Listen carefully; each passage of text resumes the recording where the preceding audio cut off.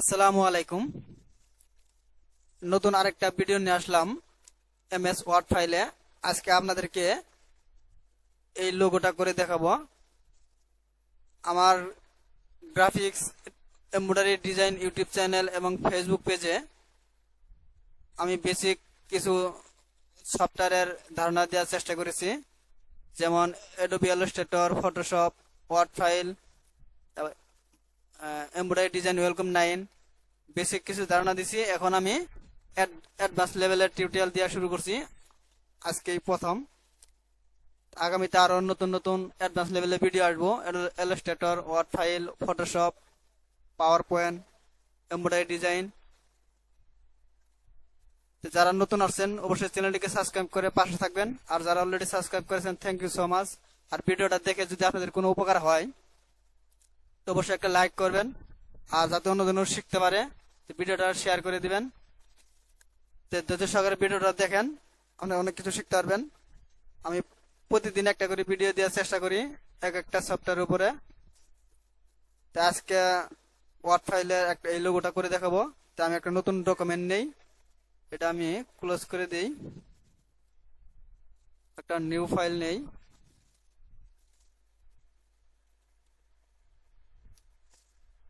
একটা new file নিলাম। এখন একটা শেপ নিব, ইনসেট শেপ। আমি এই শেপটা নিয়ে শিফট চেপে ধরে ড্রাগ করলে রাউন্ড হবে, আর শিফট শিফট ছাড়া ড্রাগ করলে, তাহলে আমি দেখাই, শিফট শিফট চেপে না ধরলে এভাবে একুরেট ভাবে হবে না। তাই আমি এটা নিলাম। এটা আমি ফিল কালারটা অফ করে দিয়ে আউটলাইন রেখে দেবো। এই জন্য যদি এরকম অপশন না আসে তাহলে এই যে ফরম্যাট, ফিল কালার অফ করে দিব, নো ফিল। এই আউটলাইনটা আমি এই কালারটা দিয়ে দিব। এখন আমি একটা, আপনি চাইলে এটা ছোট বড় করতে পারেন, তো আমি একটু হালকা একটু বড় করি, বড় হবে। তো আমি একটা ইনসেট টেক্সট বক্স ড্রয়িং, আমি ছোট্ট একটা এইভাবে শেপ নিব। আমি এই বরাবর রাখলাম।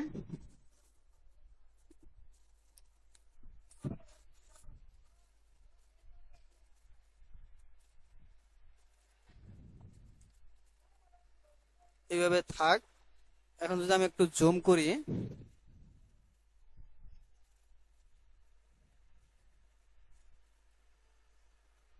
এখন এই বক্সের ভিতরে আমি দুইটা বা তিনটা টেক্সট লিখবো। তো আমি ফন্টটা চেঞ্জ করে দেই।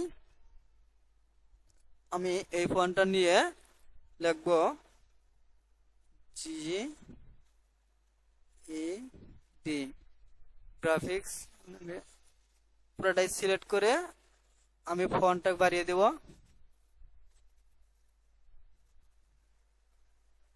আমার এই পর্যন্ত হলে চলবো।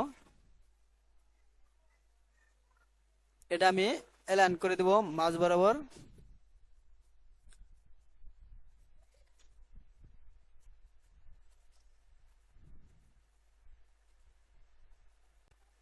আমি আজকে নর্মালি এটুকু ডিজাইন করে দেখাবো। আমি একটু যদি এটা ছোট করি,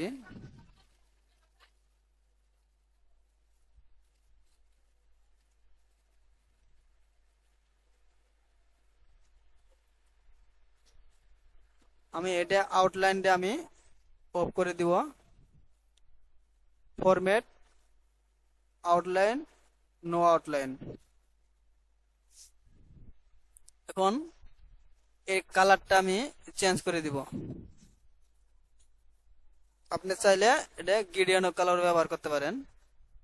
তা আমি এন একটা সিলেক্ট করলাম, হোমে যাব, এই জন্য ফন্ট কালার আপনি গ্রেডিয়েন্ট কালার দিতে পারেন। আমি গ্রেডিয়েন্ট কালার একটা দিয়ে দেখাই। এই যে মোর গ্রেডিয়েন্ট, এনে ক্লিক করবেন, এই জন্য গ্রেডিয়েন্ট ফিল্ড। ওকে, এখন আপনি কোন কালার দিতে চাচ্ছেন কালারটা অবশ্যই সিলেক্ট করে দিবেন। তা আমি এই পাশে দিব এই কালারটা, আরেক সাইডে দিব এই কালারটা। মোটামুটি আমার একটা গ্রেডিয়েন্টের ভাব চলে আসছে।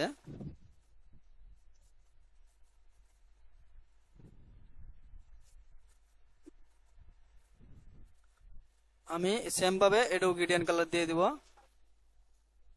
আপনি চাইলে অন্য কালার দিতে পারেন, অথবা আমি পুরোটাই সিলেক্ট করলাম,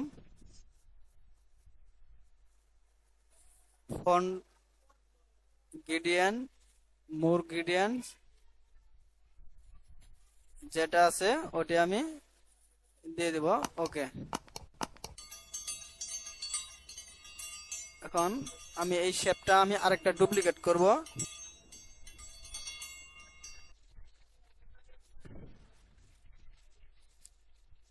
কন্ট্রোল ডি দিয়ে ডুপ্লিকেট করে এটা আমি একটু ছোট করব, আমার মন মতো বসা দিব। কন্ট্রোল শিফট বাটন চেপে ধরে ডার্ক করবেন, একুরেট ভাবে হয়ে যাবে।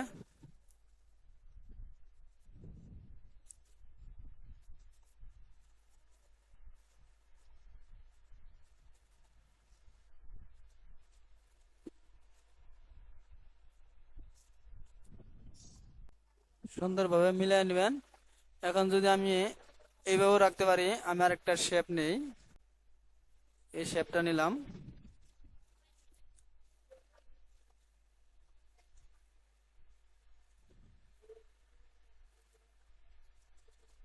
এটা আমি ফিল কালারটা আউটলাইন, শেপ আউটলাইন নো দিব, কালারটা দিব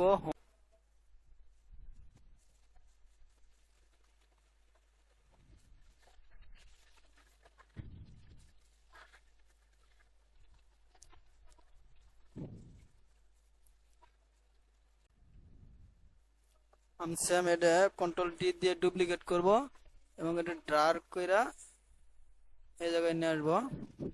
আমার মোটামুটি একটা শেপ হয়ে গেছে।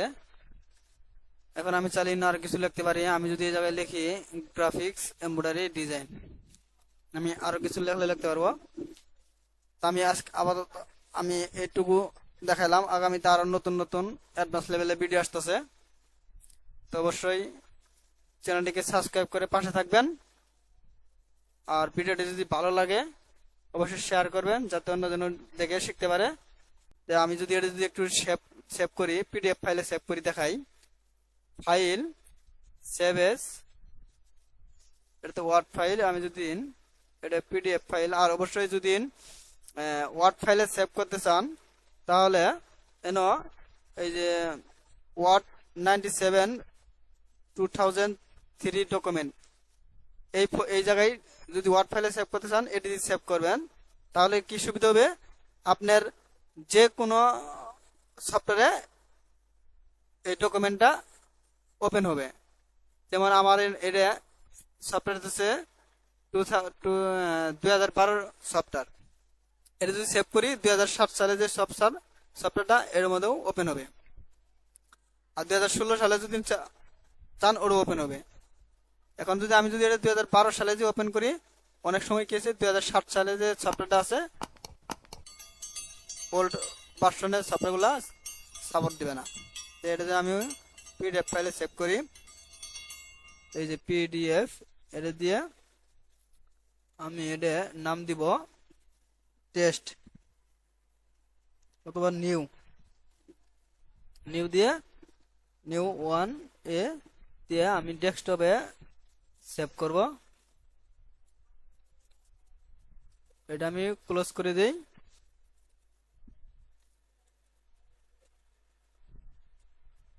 এই যে আমি যে লোগোটা তৈরি করলাম, আরো আপনারা প্র্যাকটিস করবেন, সুন্দর সুন্দর ভাবে ডিজাইন দেখবেন, প্র্যাকটিস করবেন, আর নিজের ইচ্ছা মতন কিছু তৈরি করার চেষ্টা করবেন।